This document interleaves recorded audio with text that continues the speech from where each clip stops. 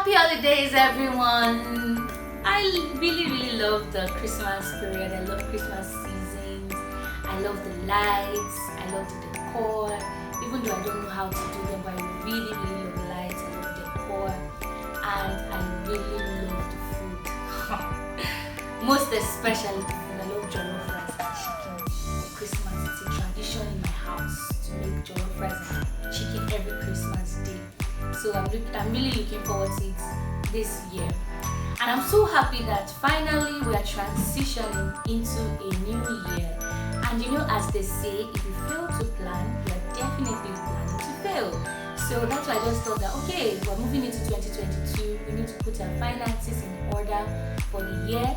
For us to have the best year, for us to have a good year, our finances have to be in order. So this video is going to be teaching you or talking to you or advising you or telling you all about how to plan your budget for the entire year.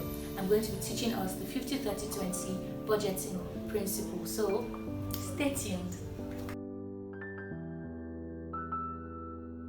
Welcome to my channel. If you're joining us for the very first time, my name is Oyekon. And if you're not joining us for the first time, welcome back. It's good to have every one of you here.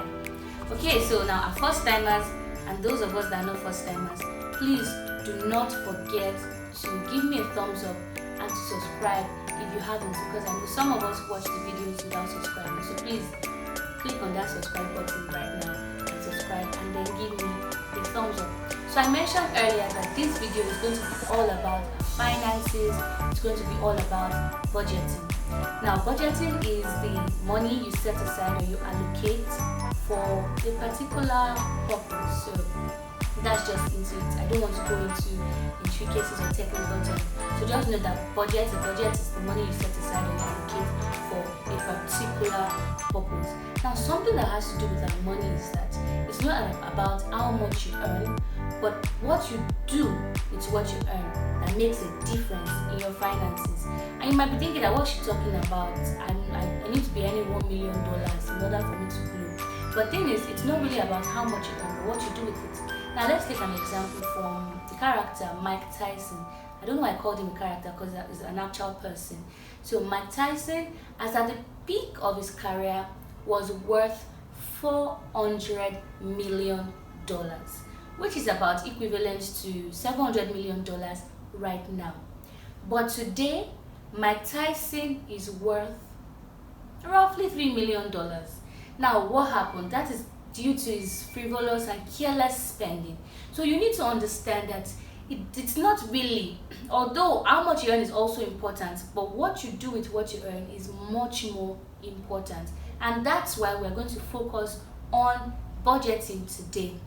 We're talking about the 50-30-20 budgeting principle. And what exactly is that? Now, 50% of your income goes into your necessities. That's what it is. So, for example, you earn about 100,000 naira. So that means 50% of that 100,000 naira, which should be like about 50,000 naira, goes into your necessities. Everything you consider necessary for your well-being, like your food, your transportation, data, electricity, everything you consider necessary for a month goes into that bucket. So 50% of your income goes into your necessities. Now, 30% or less goes into personal grooming. Now, I said less because it's possible that you do not spend it all on personal grooming. Now, what do I mean by that? Those things that are not so important, but you enjoy doing them, like going out to the movies once in a while, or going out to eat out once in a while, or getting your nails done. Your hair is kind of a necessity. So those things that you consider, okay, they are not so necessary, but those are things that I love to do. Those are things I enjoy to do, so that you do not spend carelessly. It's better to plan for them, so they fall under the 30% or less bucket. Now, 20% of your income goes into savings and investment. 20% or more goes into savings and investment. So when I say 20% or more, I mean that it does not have to be 20%, but it should not be less than 20%. Just as your personal grooming does not have to be 30%, but it should not be more than 30%. So what that then means is that the money you do not spend from your personal grooming bucket can be transferred into your savings and investment bucket. Do we get that? I think we do. So 20% or more goes into savings and investment. Now, why I'm emphasizing this is that nobody has ever gotten rich from simply saving. I got rich from saving, said no one ever. I learned this from Financial Jennifer's post on Instagram. So nobody has ever gotten rich from simply saving. Even banks don't save your money inside bank. Like, do you get? So it's so important that even if you are going to be saving your money, you are saving it for a particular purpose. Because inflation can occur, and that is when the value of your money, as at when you put it, cannot purchase those things that it could purchase as at when you want to buy. I think I've just confused everybody.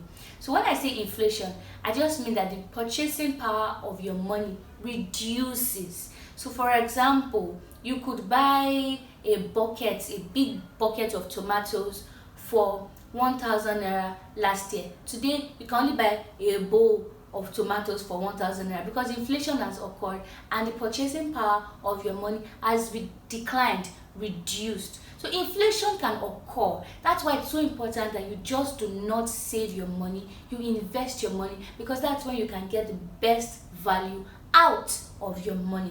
So even if you want to save, you want to think of saving your money in an app like Piggyvest or Piggyvest, not in banks, because you do not have any interest on your money when you save it in a bank.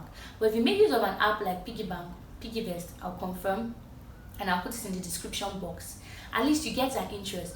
But then you are not just saving for saving purposes, you are saving towards investing. So let's say you see a particular stock option you want to buy, or you see a particular asset you want to buy, but you don't have enough money to buy it yet. So you save towards that purpose. So you're not even saving long term. You will invest long term, but do not save long term. So I hope you've been able to learn a thing or two from this video. I've just mentioned the 50-30-20 budgeting principle, where 50% of our income goes into our necessities, those things that we consider necessary, important for our welfare. They are very important. And the thing is that necessities, they are relative. What I consider my necessary things might not be what you consider necessary, but there are some things that are basic: food, transportation, electricity, data. I think that is necessary for everybody in 21st century. So 30% or less goes into those things that are not so important, but they are still important to you, what you can do without them. So like you're getting your nails done, eating out, going to the movies and all of that. Prepare or plan for those things. Then 20% or more of your income goes into savings and investment. And you do not want to save your money in a bank. You need to consider using apps like Piggyvest that will give you at least some substantial interest. I'm not saying something so grand, but something substantial, and then you save for a purpose. We do not save long term, we invest long term.